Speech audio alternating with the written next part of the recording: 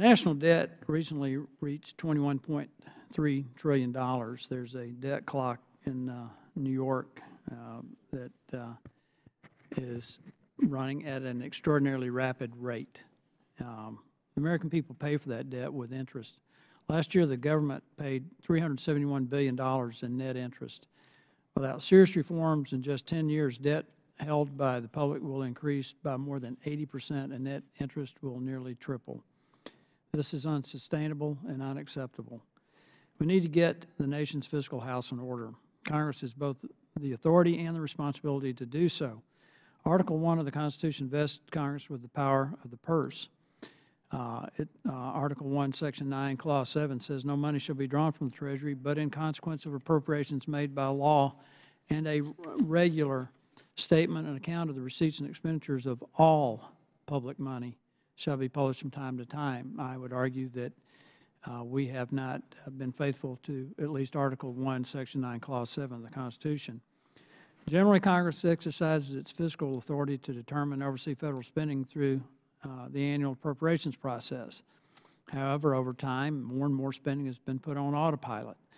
The Government Accountability Office calls this backdoor spending. Backdoor spending is federal agency spending not subject to congressional review in the annual appropriations process. Remember what Article 1, Section 9, Clause 7 says, that there will be a regular statement account of the receipts and expenditures of all public money. Today, the GAO issued a new report on the scope and frequency of backdoor spending.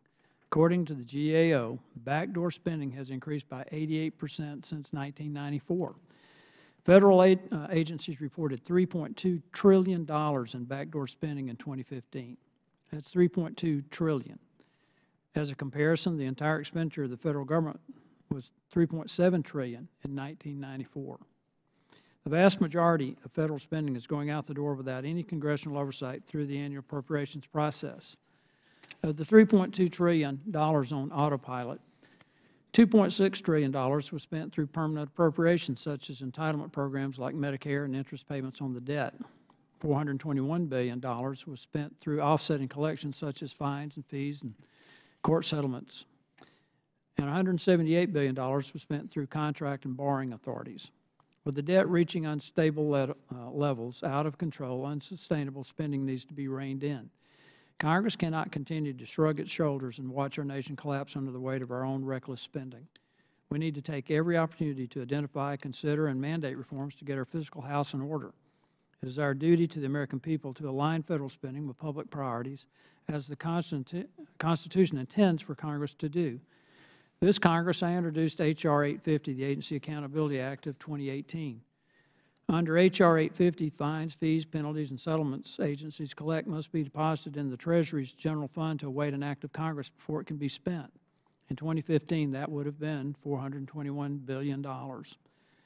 Programs that currently have dedicated funding streams through fines, fees, and penalties will still operate, but would need to have the budgets appropriated by Congress. A substantial portion of backdoor spending is in the form of improper payments. Since 2003, improper payments have totaled about $1.4 trillion. For fiscal year 2017, federal entities sent out about $141 billion in improper payments. Of the $141 billion, Medicare, Medicaid, and the Earned Income Tax Credit accounted for about 74%.